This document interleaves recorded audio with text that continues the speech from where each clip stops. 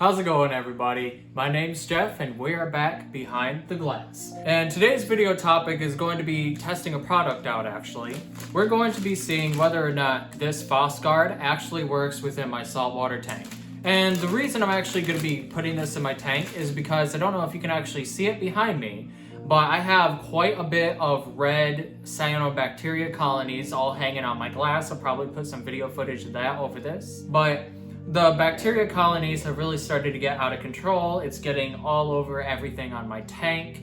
It gets on my glass, my snails can't keep up. And I just want to test this product to see if it actually lowers my phosphates within my tank so there's not so much of a bacterial bloom affecting my tank every single time that I clean my tank. Now, of course, we're not actually going to be doing it just to do it. We're also going to be making sure that we actually find out if there are phosphates within our tank first using a phosphate test kit. We're also going to be using a saltwater master test kit to make sure that all of our other things are balanced and in check. In this video, I'm going to be going over a couple of different things, including properly taking care of and taking apart your canister filter, how to do a water change in a saltwater aquarium tank, what products I use during those water change, and fourth and foremost, we're actually going to see if that Phosphate Remover kit actually does its job within the next month. Anyways, enough with the introductions. Let's go ahead and actually test the water real quick. Okay, so obviously the very first thing we're gonna do is we're gonna find out how many phosphates are in here. And we're gonna crack this bad boy open. And we're going to be presented with a few different things. So I'm going to go over a quick tutorial on how to test for phosphates. It's just like testing for ammonia, nitrate, and pH in any other aquarium test kit. The only difference is that the tube on these ones I don't really like. The cap can come off at any time. You actually have to hold the cap on because it's not like a pop-on cap. It's a cap that slides inside. So it's a little bit different, but I digress. So first thing we're going to do is we're going to take this and we're going to fill it right up to that little 2 milliliter line right there. It's very important that your water actually fills up to that line properly. You don't want to put in too much or too little, as otherwise your test results will be inaccurate. So once we're done filling that up, we're going to take our phosphate bottle number 1 and we're going to be applying 3 drops into there. 1, 2, 3. I don't know if you guys are able to see that or not. Hopefully you are. Actually, now that I think about it. Okay, so now you guys are definitely going to be able to see it. But anyways, I put in 3 drops into the phosphate bottle number 1. We're only going to tilt it a few times because we don't need to like shake it vigorously in order to actually get it tested. For bottle number 2, we're going to put in 3 additional drops. So that's going to be 1, 2, 3. And then we're going to quickly tighten this up. I'm going to put it right there. I'm getting a little bit disorganized. And then we're going to pop this back on and we're going to tilt it once again a few times. And then for this one, it's going to be a little bit more special. So this one we actually got to shake before we bother testing it. It is very, very important that you shake this before you pour it in, because otherwise your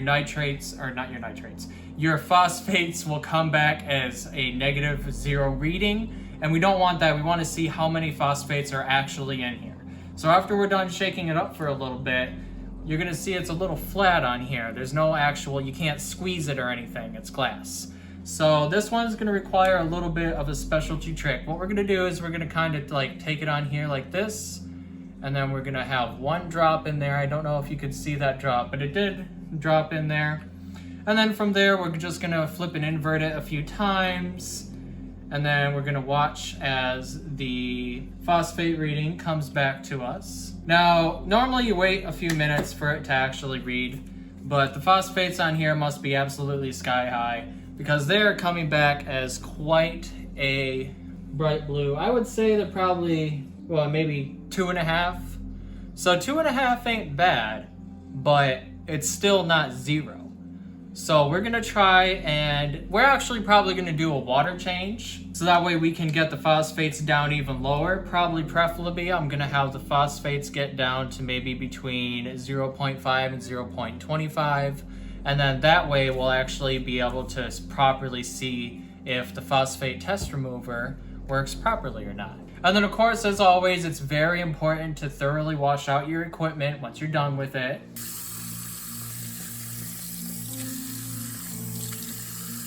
So since I'm going to actually be doing a water change with that tank, I'm also going to be doing a water test. Now, most of you that actually own aquariums know what a water test is. I'm not really going to bother going through the water test with you, but there is one important thing that I want to highlight with these water tests in particular is the nitrate tests.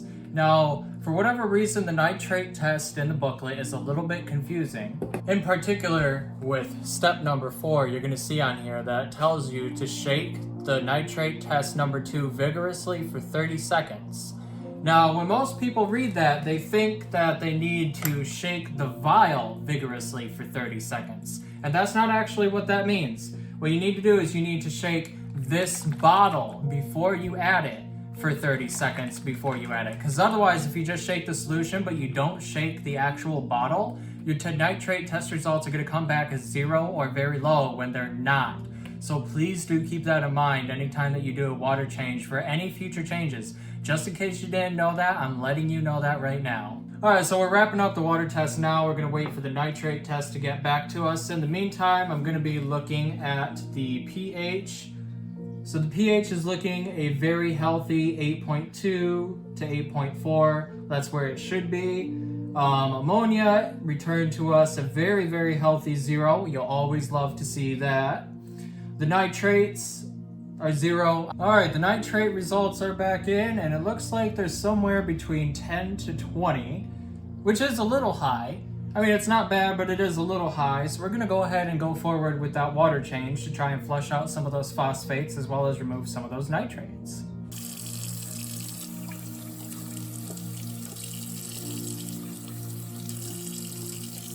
Alright, so first and foremost, we're going to have to get under here. And this is my little canister filter right here. You can't really see it too well right now. But the first thing that we got to do before anything else is to unplug the canister filter. Now, I know you can't really see it from here, but I actually have these individually labeled. It kind of looks like my canister filter label fell off. But the point is that it's going to be fairly easy for me to identify which plug I'm going to need to unplug, which is going to be this one right here. Next thing we're going to do is we're going to take this, we're going to lift it back, and we're going to take this entrance out of the water, so that way water doesn't keep flowing into the tank. We're just going to set this over here for the time being. It'll be fine up there. All right, the next step is going to be a little tricky. We're actually going to take the filter and we're going to move it into this bucket here, while trying our best not to make everything fall apart. There we go. I probably could have displayed that a little bit better. We're going to disconnect this hose first, and all the water is going to fall out of there really quick. And then we're going to disconnect this hose, which is also going to have water fly out of it in just a sec. Oh shoot, I got to take that one out too. Okay, y'all didn't see that. I didn't think about that. From here, what we're going to do is we're going to lift this up. We're going to unlatch all 4 of these. And then we're going to be able to take the top off just like that. And boy, that doesn't look very pretty, does it? But I suppose not all canister filters are supposed to look pretty. Yeah, we're gonna set this one in here. So not all canister filters are built equally. I would say that most of them are built fairly similarly. But the reason why we're taking apart the canister filter first is because if you see here, you know, this is really, really dirty. This actually needs to be cleaned. We are going to be cleaning this inside of the water that spilled into here. So I'm just going to kind of set that in there. Okay, now that we're done cleaning that, we're going to take this out of here. That is A-okay. And then these ceramic balls are also supposed to be looking that dirty. That is also A-okay. We are going to put the phosphate filter in here with all these carbon bags, and those are looking A-okay too. And lastly, the very bottom filter media. This is the biomedia. That is what keeps most of like the copepods and cephalopods, if I have any, I'm sure there's some swimming around in there. So I think actually I'm gonna stuff this one back in here. And now the moment of truth to pop this bad boy open. Oh yeah. I don't know why I smelled it. But it looks like it is in a clear bag, which is really good. That's what we wanted. And this bag in particular, I believe, is for up to 60 gallons. All right, it looks like it's in a clear mesh net. I'm pretty sure I have to actually wash this before I use it, so I'll be right back. All right, we got it all nice and clean. So we're just gonna slide it in here above the charcoal bags. And then we're gonna set those back down. And we're gonna reverse put in everything that we've had in here so far. The bio balls are gonna go up. All right, so next is gonna be these ceramic rings and the filter media that goes underneath it. So we're actually gonna raise this bar a little bit. And we're gonna slide this back in here on top of these ceramic rings. And we're gonna take these balls. We're gonna kind of push them off to the side a little bit. We're gonna set this on top, just like that. Everything's looking good and solid. And next we're going to be placing the cover on top. This is so that way the filter media and rings can actually be held in place. And then last but not least, we're gonna take this and we're gonna plop it back on. And we're gonna make sure that this connector hose right here is going along with this hole right here in the bottom left. So we want to make sure that this hole is connecting with this ring right here. And then from there, we're just going to relatch all four of these. We're going to do a little lift test to make sure that the filter is securely attached. It is. We're also going to take my little blue towel, which I use for my salt water, and we're going to wipe up the floor a little bit. We're gonna clean up the cabinet a little bit. It's very, very important that you keep on top of your cabinet maintenance, because otherwise, obviously, water damage will eventually accumulate within your cabin. And you don't want that to happen, because then you'll have to get a new tank stand. And nobody wants to buy a new tank stand all the time. All right, lastly, we're gonna throw this towel on the floor right here. We're gonna lift this out. And then we're also gonna wash the bottom of it, because again, water damage, we don't want it. All right, finally it's ready to head back in. So we're gonna lift it down there really quick. And then we're just gonna reattach the pipes on here. If you are somebody where your hands are slippery and you feel like you're not getting enough strength in there, what you can do is you can take a wrench.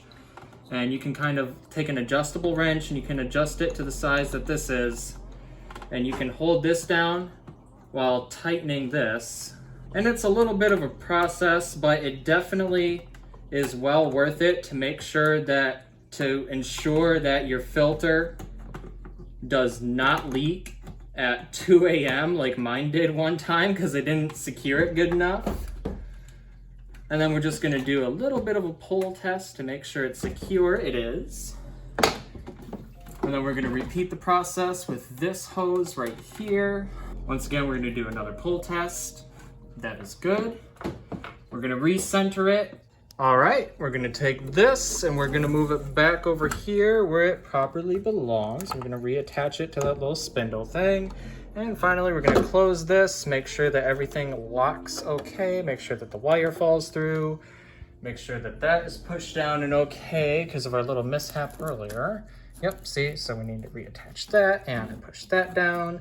Finally, we need to actually re-plug in the filter. So we're gonna go ahead and reach for that plug again. There it is. Oh wait, that's the beta one. Nope, this is it. Yep, this one right here.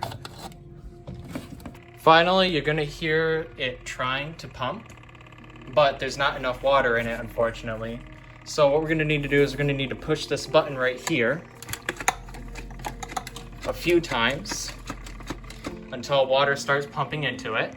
Okay, so once you got all that done, you're gonna see it's gonna blow out air for a second to get rid of all the air that was in the system. And that is a very quick tutorial on how to take apart your Marineland S2 filter if you happen to have one. Anyways, I think that'll be enough for this video because this video has already reached probably around 15 minutes at this point. So if you've made it this far, thank you so much for sticking with me through this entire video. It came out a lot longer than I anticipated it to. I really didn't intend for it to be that long. In the future, I'll probably do much more short form content, or I'll probably keep it under 10 minutes to keep your retention higher. And if you actually did end up liking this longer form content, please write a comment and tell me what I can do to improve. Tell me what you liked. Tell me what you didn't like. Speaking of like, hit the like button or the dislike button. Either one helps me out a lot because I am still really new as a creator. So any form of feedback that you can give me is extremely helpful. And feel free to subscribe to the channel as well if you want to see more content like this in the future. And I really look forward to seeing you guys in the future. See you around.